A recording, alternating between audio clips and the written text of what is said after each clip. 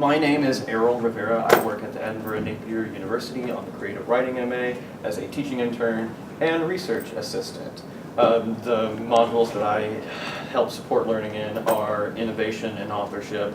Those are modules that are based in critical thinking, theory, looking at the role of the author in culture, the role of the author as it's sort of created by culture in response to their work, and also looking at different forms of experimentation and theory to essentially come up with something original. Originality is a big question on the MA in the sense that we don't believe in it. And so what we try to do is give people the tools to come up with something that is largely unfamiliar, but still meaningful. Now, if you think of those two words next to each other, there is actually some tension there, and that is a hard job to do. Something can't be meaningful unless it exists in a context. And it's hard to create something that exists in a context that isn't totally familiar, that isn't totally unoriginal.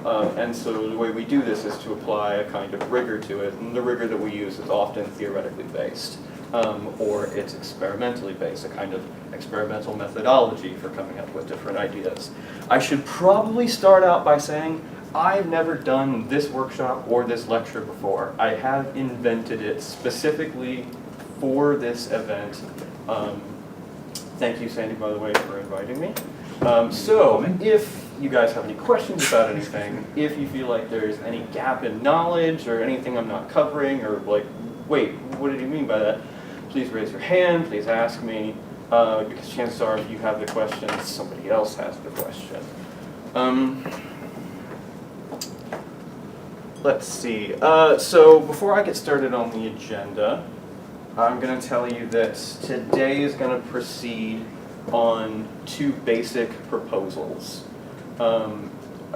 propositions that I would like you guys to work on, but if you want to argue with me and rail against it the whole time and make notes trying to figure out exactly why I'm wrong, you can do that. The first proposition is that interactive comic books are not a thing. They're not a storytelling medium yet. Who has, just raise your hand, who had a chance to read that little 2-paragraph thing that was posted on the writer's website that I wrote before this? Yeah? Okay. You guys would be my favorites for the rest of the day. Okay, so for the people who read that, I'll try and make it brief, but essentially, the proposal is that interactive comics aren't a storytelling medium yet. At this point, they are a gimmick, they are technology, they are to storytelling medium as the synthesizer was to a musical instrument in the 1980s. We're just really excited about it, and we have no idea what it's for, or if it's even gonna last.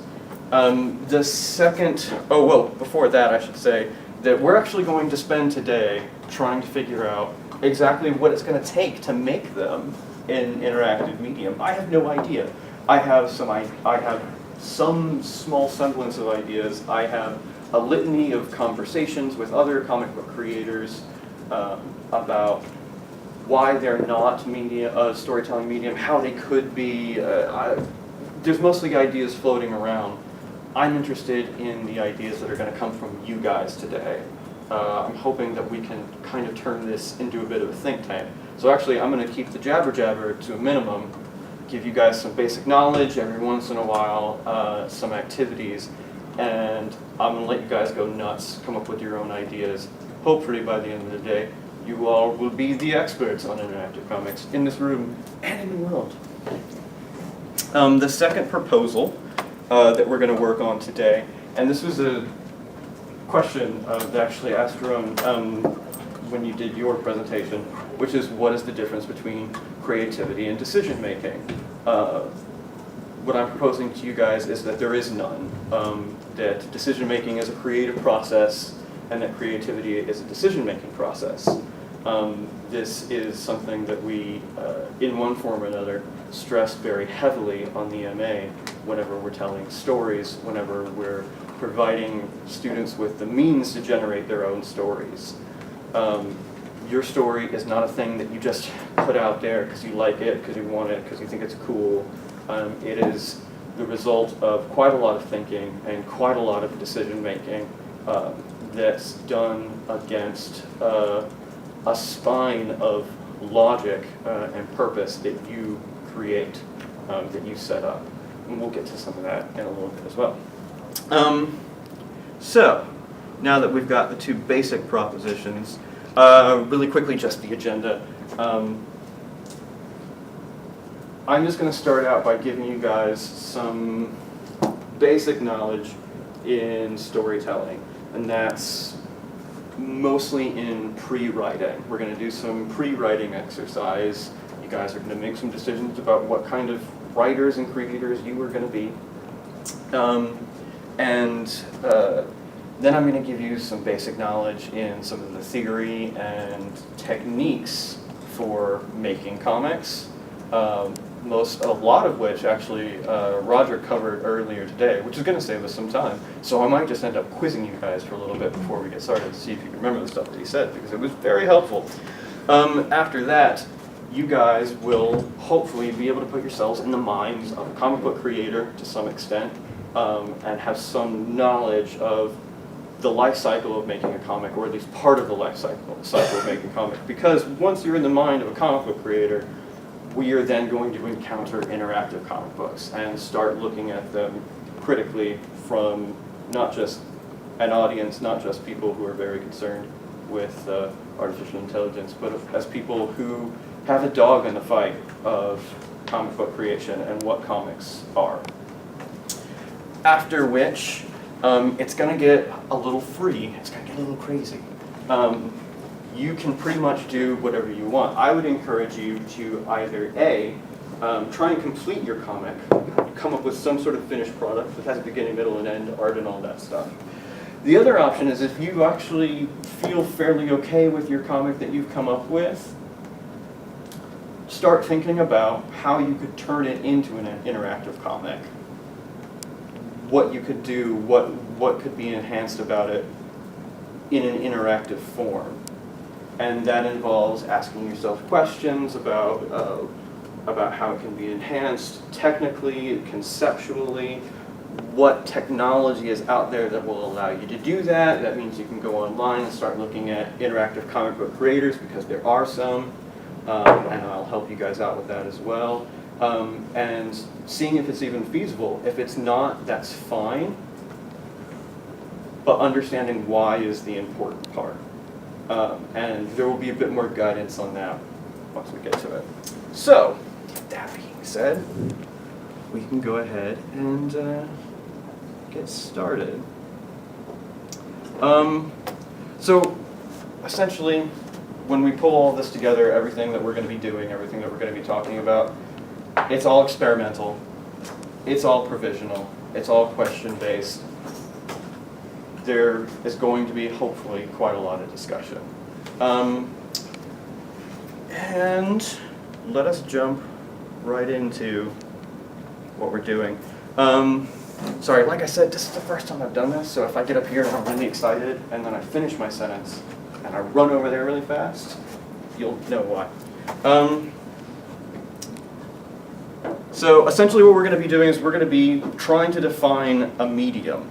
Now, Sandy and I spoke about this a couple days ago when it comes to defining a medium. Now, we say that this happens a lot. Critics say, this author defined this genre with this book, or, you know, this book defines what literature is.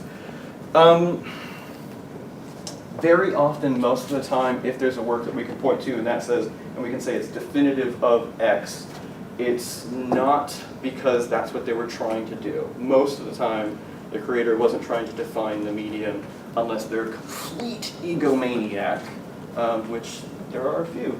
And unfortunately, some of them are successful. Most of the time, whenever somebody has defined a medium, it's because they set out to do something very specific.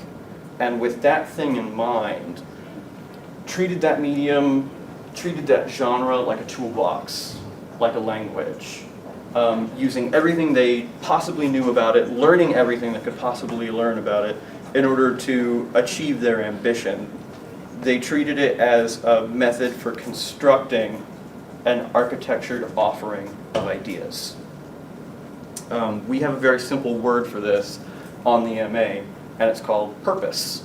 So that's probably the very first word that you actually want to write down if you haven't written anything down.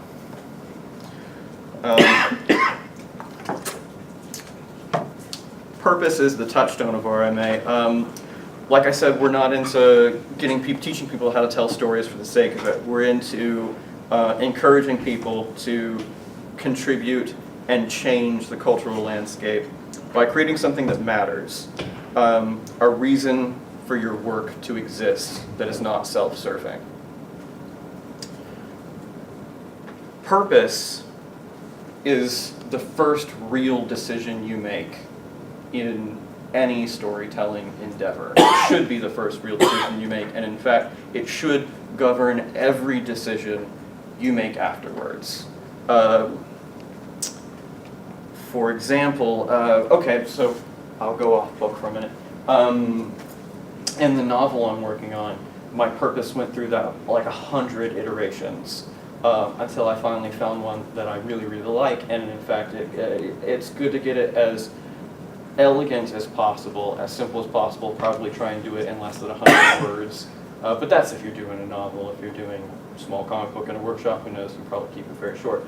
But for example, the purpose of my novel revolves around looking at the commonalities between the nature of violence and the values that construct the American public education system, and how these things are expressed through, group mentalities and competitive behavior and et cetera, looking at school shootings and doing this through a crime genre.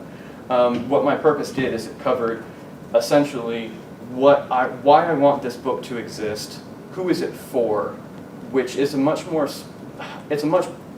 is this project for is a much better question to ask than who is your audience. People will ask you who your audience is. That is good to know, but your audience is not our target. You're offering them something. What is this project going to do for them? Is it, so then you start asking questions about the nature of your offering. Is it an argument? Is it a challenge? Is it a proposal? Are you highlighting something? Are you indicting something?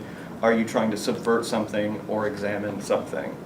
And so once you figure out exactly what the nature of this offering is, this discourse, who's it for, what it's doing for them, you get a better sense of what you want your project to do in the world, culturally, socially, for human beings. And this will help you determine things like what genre your project should be. It's always good to look at all the different genres, ask yourself what you know about them, what you don't know about them, what you think they do best, that sort of thing. And that doesn't always mean that if I'm going to be writing something that's crimey, that doesn't mean that I'm just going to settle on crime all the time. There might be something about that crime that I'm writing about that's actually served very well by science fiction in terms of technology, in terms of uncertainty, in terms of isolation.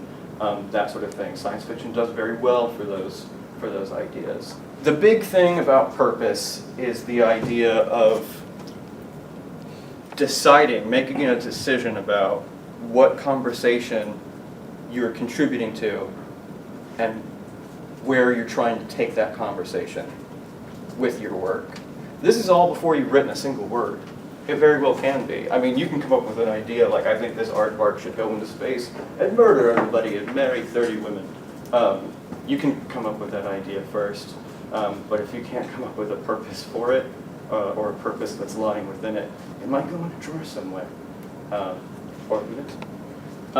So yeah, this is a lot of decision making, but this is the thing that you're going to look at every time you come to a point in your story where you don't know what to do. I don't know what this character should look like. I don't know what this character should feel. I don't know what objects, what elements should be in this setting. You can go back to your purpose and remind yourself, what is the whole of this project for? how does this area of the project, this scene, this character, this piece of dialogue, how does it best serve that relative to where it is in the story? Because I want to take my audience on a journey. So, and we'll get back to this whole journey thing in just a moment. So, for the purposes of purpose, we have this activity that we do on the course, and it is called Make Your Own Manifesto. It is one of my personal favorite activities. It's a series of prompts that essentially help you decide what kind of creator you want to be.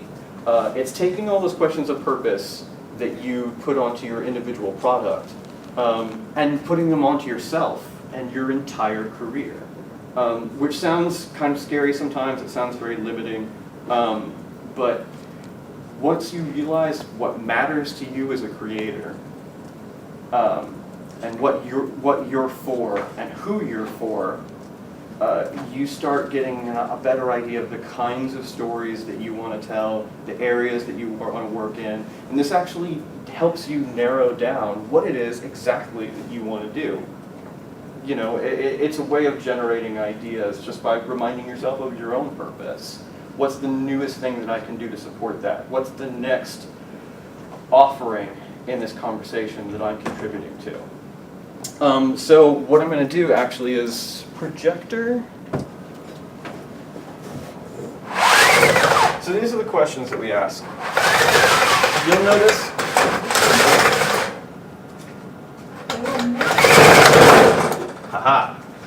you'll notice that they're largely political in nature. They may even feel somewhat antagonistic. And that is because these are just, having something that you're looking at, something that you're critically responding to, is the best way for you to come up with ideas that aren't just for the heck of it. Who here, like, loves comic books, collects them, maybe even, you know, like, tries to figure out, like, why that issue could have been better, and etc. Knows all that continuity in business. Okay, so we got one or two. In one house. Oh, no, that's fine. That's fine. You're recovering. That's okay. First step is admitting it. So Roger covered a lot of interesting things today, and a lot of basic things. One of my favorite things about comics that he sort of covered in parts, but that I really like to tie this together for people, is that yes, comic books are a visual medium, but more than that, they're a collaborative medium in every sense of the word. Comics are constantly collaborating either in their creation or their form. Your artist and your writer collaborate. One panel collaborates with the panel that comes after it.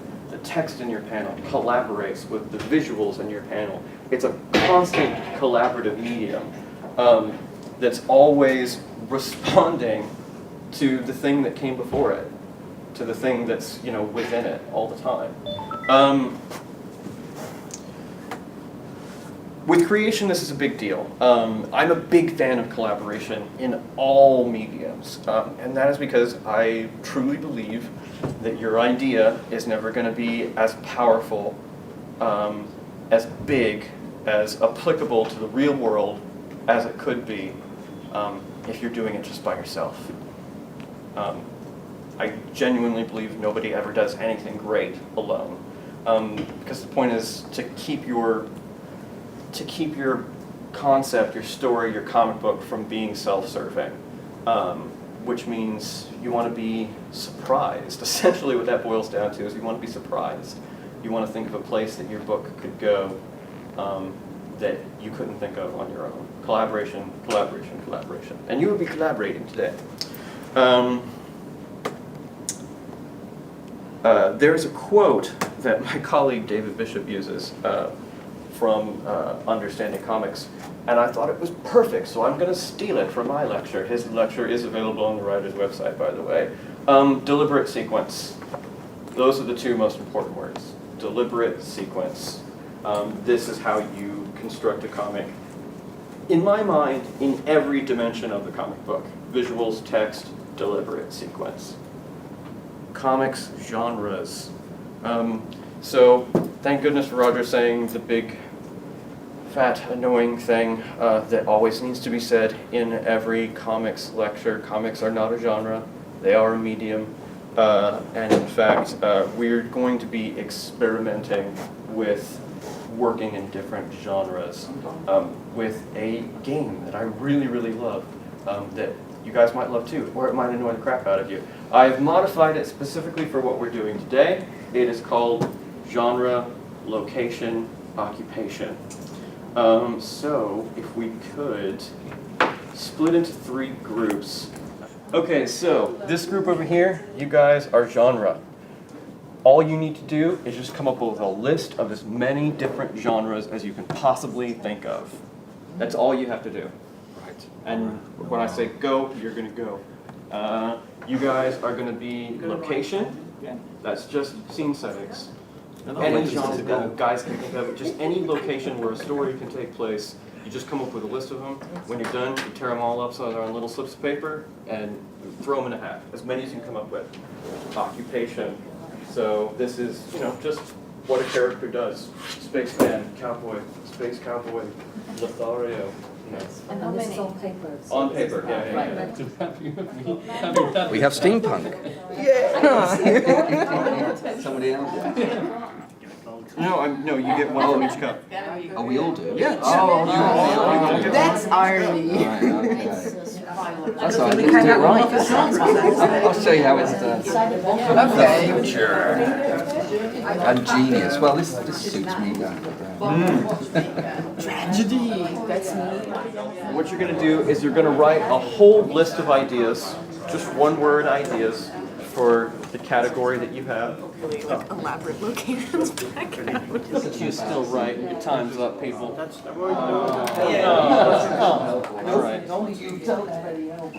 But the idea is to take these 2 story ideas and try and make them work together and see what you come up with. So you can start mixing genres. You can bring these 2 characters together if you think that they can go together. This is really just an exercise in genre mashup and collaboration. So I would like you guys to pair off as best you can. If there's a big hubbub, I will pair you off myself. So we need to work out how we're going to have the rest of the story. Maybe the next bit of this isn't the vet. Yeah. Maybe the next bit would be a flashback Okay. to the samurai explaining this is his sacred mission, and you'd have a big scene of a Japanese temple with a priest in it, a bomb coming out with a Greek temple in his bubble. Yeah.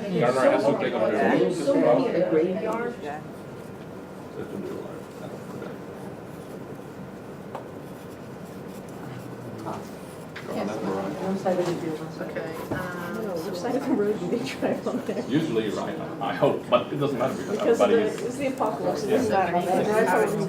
So what happens? Do we just want to show that? Do we want to show them looking at that? Like maybe the frame of the window of the car, and like we could see the looking out from the car. Just a blood splash coming up against the window maybe. Oh yeah. Just the idea.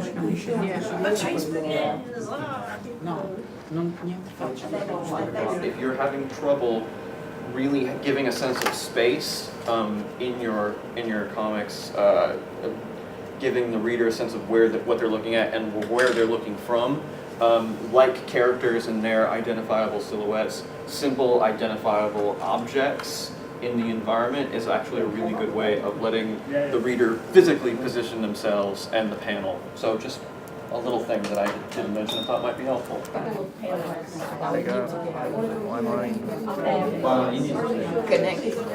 you can travel back to the beam.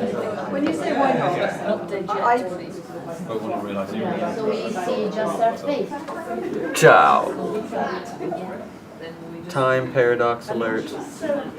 Hands of Professor what's that? Orlax? Orlax, yeah. Orlac, last hope for human genetics, disappeared. What have I done? I have doomed mankind. That's fantastic.